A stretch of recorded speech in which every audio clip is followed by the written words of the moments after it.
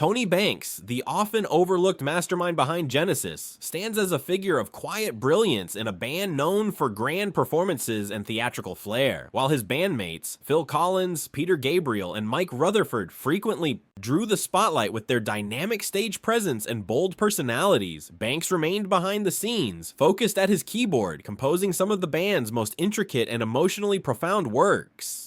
From the early progressive rock days to the height of Genesis's commercial success, Banks was the core creative force, responsible for masterpieces like Firth the Fifth, The Cinema Show, and Ripples. Yet despite his profound influence on the band's sound and identity, he rarely received the same recognition or acclaim as his peers. Known for his reserved, often distant demeanor in interviews, Banks didn't crave fame, but his quiet nature masked years of frustration over being overlooked by the media and even some fans. He candidly expressed in interviews his feeling of being underappreciated, watching as the public fixated on the more visible contributions of Collins or Gabriel, while his own visionary compositions quietly shaped the band's legacy. When Genesis hit their peak, Banks attempted a solo career with several albums, A Curious Feeling, The Fugitive, and Still, that showcased his introspective and classically influenced style. Yet these works were largely dismissed by critics and ignored by mainstream audiences. His solo efforts, rich in emotion and musical depth, failed to resonate commercially, leaving Banks with a lingering sense of disappointment. He once admitted that if not for his Genesis connection, his solo music would likely have gone unnoticed altogether. This sense of invisibility outside the band took a personal toll, intensifying his struggle with self-worth as an artist. Beyond the commercials, failures, Banks wrestled with a deeper question of legacy.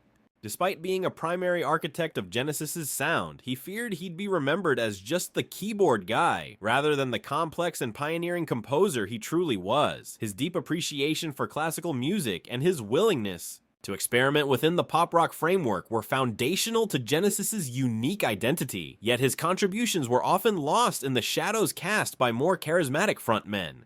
Even at the Rock and Roll Hall of Fame induction, his modest speech contrasted sharply with the acclaim often given to his bandmates. The troubling truth about Tony Banks isn't rooted in scandal or controversy, but in the tragic under-recognition of a man whose creative fingerprints are all over some of rock's most enduring music. His is a story not of failure, but of quiet genius, of a man who built brilliance in the background while longing, just a little, to be seen for what he truly was. Tony Banks may not have sought the limelight, but he certainly earned it. His journey is a poignant reminder that not all heroes of music stand center stage. Some are seated behind a keyboard, shaping magic in silence.